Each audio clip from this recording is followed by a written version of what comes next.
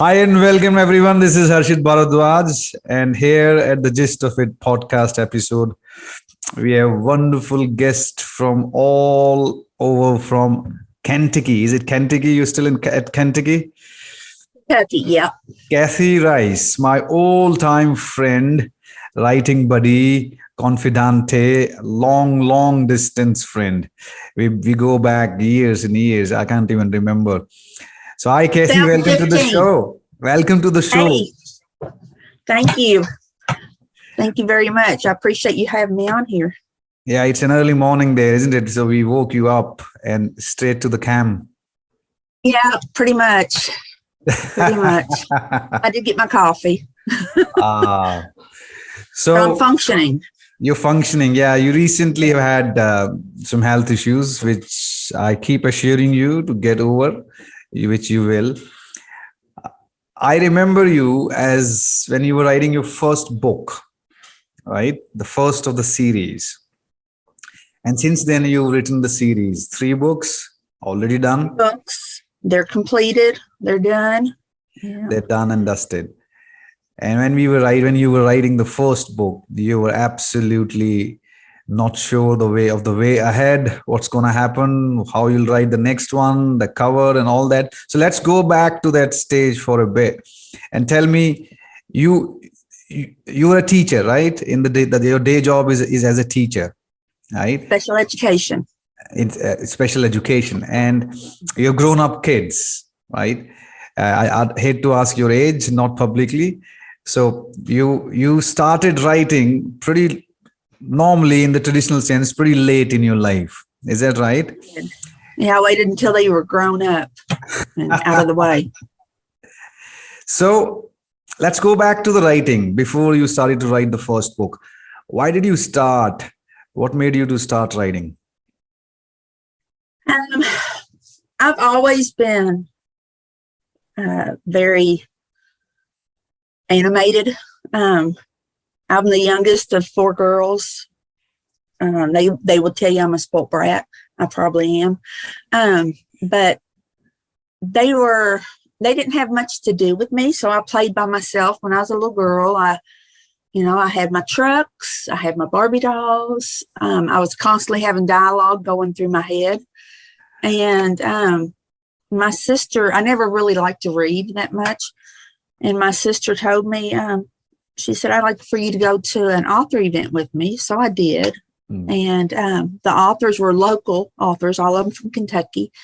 And my sister said, you could do this. And I'm like, I can't write. And she's like, yeah, you can. And one of the authors encouraged me. She goes, what have you got to lose? So I sat down and started writing and realized, hey, I love doing this. And that's where it started. Isn't it amazing that one line of appreciation from an existing author? It really is. Isn't it? It's so powerful. It's just I'm devoting my entire life, like whatever I've done so far, on a project which is all about encouraging and appreciating young kids into creative expression. So do whatever you want to do. You want to write, you want to draw, you want to make films, you want to make music, whatever your medium is, doesn't matter. At least come out and do it. And we'll find people who will appreciate you, right? So we'll set up an ecosystem where we will, give you that ecosystem of appreciation and then training. So it's incredible. It's incredible piece of information you gave us, because I've talked to people. I have a few friends who started writing late in their lives, and the usual answer is that I had always been thinking to write since my teens. I always wanted to write, but then the family happened and this happened and that happened. But I always wanted to write. And you telling me that you never thought about writing, and then one afternoon, one line of appreciation changed it all. That was it. I mean, I've always painted and drawn. Yes. I've always been artistic, but and that's, for the longest time, my painting was my escape. And then I started writing. And sometimes my husband's like, I wish you would get behind the easel again. I'm like, I will. So, but like you said, once I had COVID, and that brain fog that everybody complains about is very, very a pain in the gluteus maximus. So, Well, come on, you've written 3 books in like how many years? 5 years? the first 3 in the series took me probably 4 or 5 years. I've written 3 since. Okay. And I'm working on a new book. So Okay. So that's not too bad, is it? it's not too bad. It's No. not too bad. 3 books out in 5 years, 4 years, and then you're taking a break, working on the next one. That's not too bad. That's a great Not output. too bad. No, Yeah. not for somebody who works full time. Yes, exactly. And a family and a house full of kids and grandkids Oh, coming and going. I keep seeing your pictures. yeah, they keep coming and going. I went yesterday to my newest grandbaby's house and spent some time with her. So, it's fun. It's fun being grandparent and spoiling them and then saying goodbye. What's more amazing is that you're doing your own bit, right? You're doing what you want to do for yourself. So you have a parallel life completely devoted to you. Tell me, let's go back again to that time when we used to discuss, and you had all these apprehensions of a new writer. So I think a lot of people who want to get back to writing, or who are young people who want to write and they don't know what's going to happen. What were your apprehensions that you were writing a book? Who's going to read it? How did you solve that? I've always been a very shy person. So literally bringing myself out and putting myself out there for people to read and to see my talent and judge it was very hard. Yep. It really was. So like you said, I didn't know. I was like, who's going to read this? And of course, my best friends read it. My family read it. And they said, oh, this is great. Da, da, da, da, da.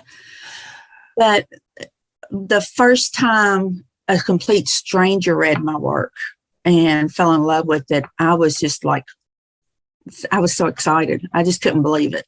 Yeah. I'm like me, little old Kathy from Kentucky. Little old country me. Yeah. It is amazing, isn't it? I mean, everything you're talking about is so experientially true. I've been there and I've felt it. So the biggest challenge as an aspiring author writing the first book is to put yourself out there in public to be judged by people. It is a genuine fear. It is a very, very genuine apprehension. I can tell you, because when I wrote a short novella. I don't know whether you've read it or not. The Girl in a Glass Cage. It was just a short novella, yeah. And there is a gruesome scene of a girl tied to a tree, and it's a very, very dark and very dark. One of the HarperCollins editors actually told me that it's the darkest thing he's read in the recent times. Too dark to be published, actually. So my friends were asking me that how could you mimic the psychology of a gruesome psychopath? You look like a gentle guy. So how can you, think and go there in that darkness? So that was very difficult for me to understand. And because everyone was judging you from what you write. So you write romance and erotica, and people, whatever you write, it doesn't matter. Whatever you write, you will be judged. So gaining that confidence of finding your place in the world comfortably, your voice in the world comfortably, it's the biggest challenge. Once you master it, it is a fun ride, isn't it? Yes, it's exciting, and like you said, it's a fun ride. You just get in, buckle your seatbelt, and hold on. Yep. And what's more interesting about you is that is a difference between the mindset of, let's say, American writers and let's say we here in India. I'm not saying that American writers, they're not all looking to sell $1 million books. Everyone wants to sell $1 million books, but I meet a lot of writers who are absolutely happy writing, and finding whatever readers they can. So, they're not going out there trying to be the next J.K. Rowling or the next $1 million books. And that is the right approach. That is the right approach. If it sells, if it becomes $1 million book, if something happens, somebody makes a film on it. I don't think a genuine, authentic author ever aspires for that kind of fame. You always aspire, like you said, another stranger reading my book. Just one stranger, one reader who knows nothing about me. That's the takeaway, isn't it? Yes. Like you said, everybody would like to be a best-selling author or whatever. I've come to the realization that that's just not in the cards for me. Because I don't want to put that much stress on myself. Yep. I want to have fun. Exactly. I don't want to stress over it. Exactly. And so I'm like, I'll write it. Those who want to read it can read it, and those who don't, it's their loss, because I've gone from erotica to suspense romance to rom-com, which is my latest one. So I've tried to cover all, because I don't want to be tied down to just one genre. Yeah, exactly. So when you're having fun, there are no boundaries. No one's going to tell you, you're on your own boss. So see, being a publisher myself and an author and working in the promotional marketing side of authors, I can clearly tell you that if you want to sell 1 million copies, there is a different route, completely different pathway, right? And it requires a completely different mindset, right? So then there are no guarantees that your book's gonna become a bestseller, but it is a different path. It requires a lot of promotion, a lot of time out and doing marketing and all that stuff, budget to promote your book. So those who are comfortable doing it, those who want to make it their career, those who want to give it a shot, they should, right? But like, you're doing it for fun. I do it for fun. So what's wrong? Writing, it's like the metaphor that I give is only write a book only when you feel pregnant with an idea. So don't write just for the sake of it, because everyone else is writing, because you feel like you should write and publish and see your name on the cover. Only write if you are pregnant with the idea and you have to give birth. So just like a mother, I try to, feel the feminine side of creation. Just like a mother, she has to give birth to the baby. She wants to hold the baby in her hands. That's the kind of love you must have for your creation. And then do you care that your kid's going to grow up and become Mark Zuckerberg or a billionaire or a millionaire? You don't give a damn. You just want a healthy baby. You just want him to be happy, happy in the woods. That's all you want. And that's exactly how you should write a book. Yeah, and it's funny that you compared it to that, because so many of the authors over here in America, we call them our book babies. Like, yeah. I've got a new book baby out, So, that was really neat. Oh, sorry. Isn't it? Being a woman, you can understand it better than me. But if a baby is born, a mother never aspires that, oh, my baby should, I will only love you if you become a millionaire. So I'll only love my book if it sells 1 million copies. You just wanted to be happy in the woods, happy in the world. That's it. That's the first priority, first and the last. If you do well, fine, great. I'm proud of you. If you don't do well, you're happy, you make a man of yourself or a woman of yourself, I'm still proud of you. You're still my baby. Yeah. So only write a book when you're absolutely pregnant with the idea that you must give birth. Don't do it for any other reason. Fame, money, career. So anyone who comes to me saying, well, I want to make a career as a writer, I said, boss, don't even come. Pick something else. Try picking locks, Yeah. Anything, rob a bank, Yeah. If you're doing it just for the money, then there are a million other better options. If you're doing it for fame, make a new TikTok video. Don't write a book. So just don't It's bother. Don't insult this. So amazing, isn't it? So whenever we talk about all the things, literary things, what you're up to.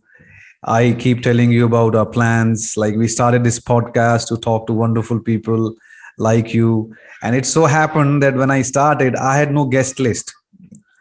And I just started reaching out all my friends and acquaintances I made over the years. And I didn't know I had so many.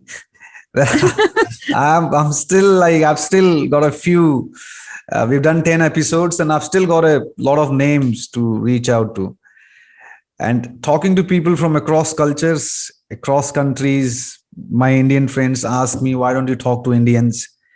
So I tell them, see, I am an Indian. I know everything about you guys. So there is nothing you can enlighten me upon.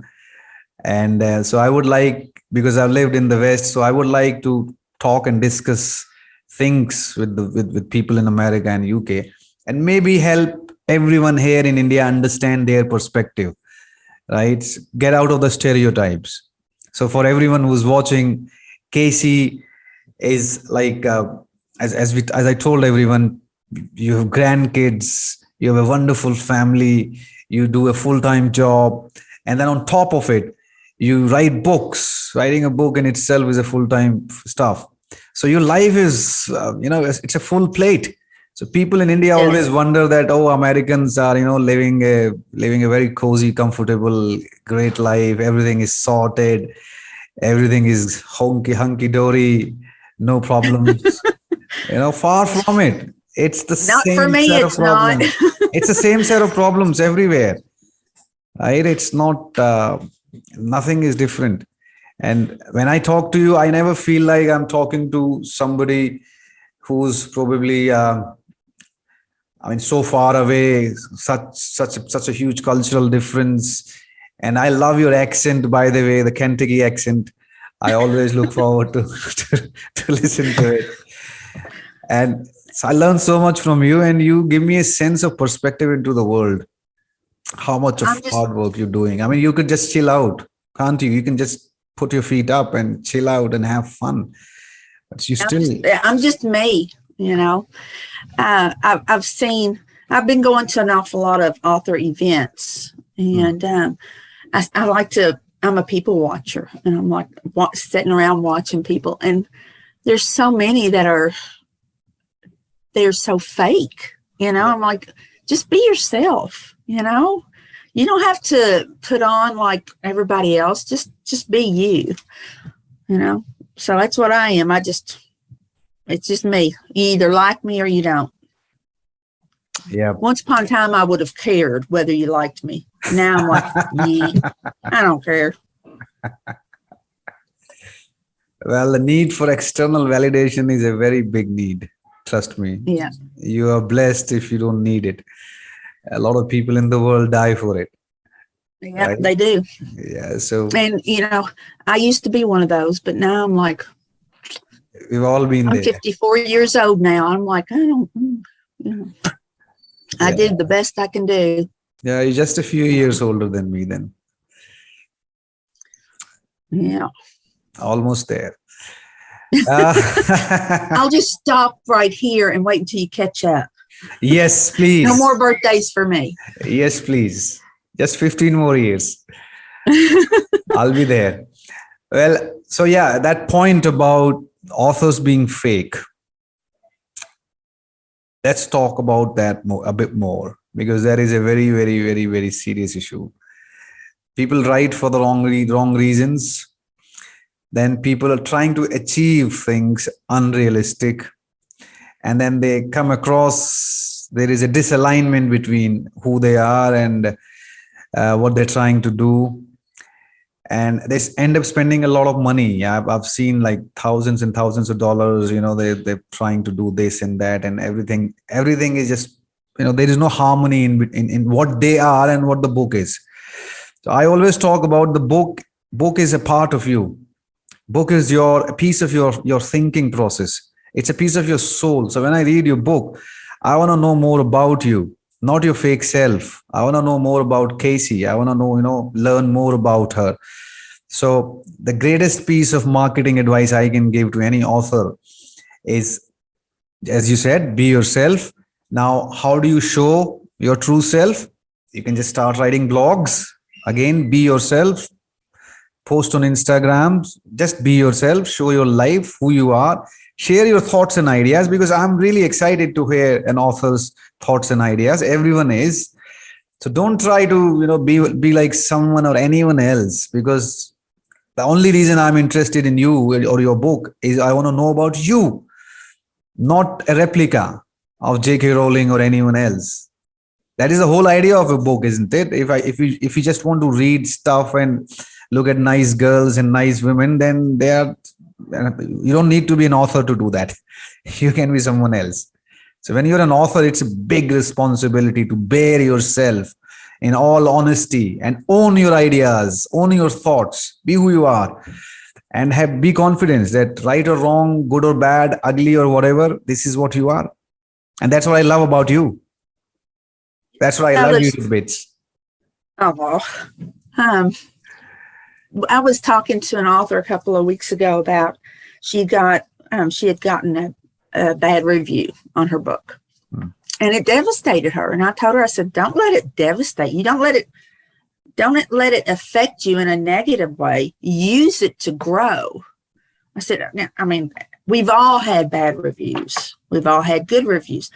Those bad reviews, though, was the ones that help us grow and to better ourselves. So, how do you why do you want to better yourself or react to one bad comment or two bad comments or 10 bad comments? Say that one more time. So why do you want to better yourself or react to one bad comment or two bad comments? Unless you can take something constructive out of it. If there is a genuine constructive thing you can take on board, why do you want to react to something abusing you? Exactly. Well, that's a good way to put it. If it's some people can be downright ugly. I mean, really hateful. Exactly. Those people, I'm like, really don't care. But those who are doing something constructive, I'm trying to, then I just use that to build on. Exactly. I'm like, oh, I never thought about that. Yes. Or that's a good idea, And if you reply back to the person, right, saying, oh, fantastic, even if he's trying to just demean you, and you say, wow, that's a fantastic idea, thank you, he'll just melt away. He'll just melt away. Sometimes I might you don't need to. I don't advise communicating bad reviews. The thread just gets longer. Well, there was a lady that I had posted something on Facebook, and she had made a comment, a really hateful comment. And I had so many people come out of the woodwork supporting me. Yeah. The only thing I could say to her was, well, bless your heart. And that's what I did. I said, bless your heart. And then everybody's just coming out of the woodwork to support me. And that made me feel really, really good, because, it just, everybody wants to feel good. Everybody wants people to appreciate them and to like them and support them. And then when you have that one bad apple. Exactly. So. You're a thinker, you're a writer, so you have a big responsibility anyway to your behavior and, how you come across to people.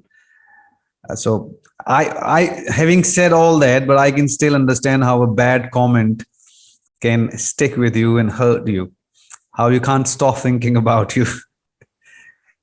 It's hard. It always, as a child, as a teenager, a young adult, I always had low self-esteem. I always worried what people thought. And I honestly think that once I started writing and putting myself out there, that's when my self-esteem started to build. And I realized, who gives a damn what people think about me? You either like me or you don't.